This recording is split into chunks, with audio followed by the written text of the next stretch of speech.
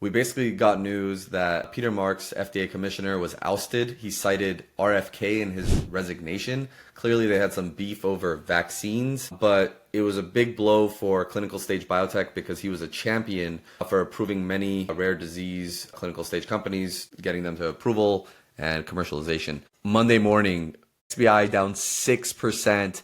I believe there's an index called BBC, which is the clinical stage biotechs, and it was down even more. In 2 days' time, XBI was down 10%. So I saw that big move on Monday, and I'm like, oh, this has to be capitulation. And then the next day it was down another 4%, and I'm like, oh my goodness, this is crazy.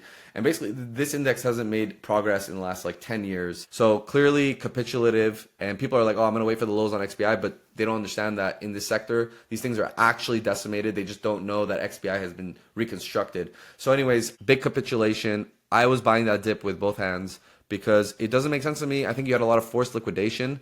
And again, if the risks to this economy are going to be a slower economy, potentially lower rates because of that, that should be a tailwind for biotechs. And you're not really having an issue with consumer spend because their trials are going to go on. They're going to have FDA approvals, etc. Obviously, a bit of uncertainty right now at the FDA with all these transitions.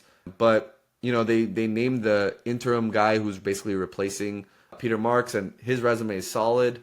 So, he still has a very similar background.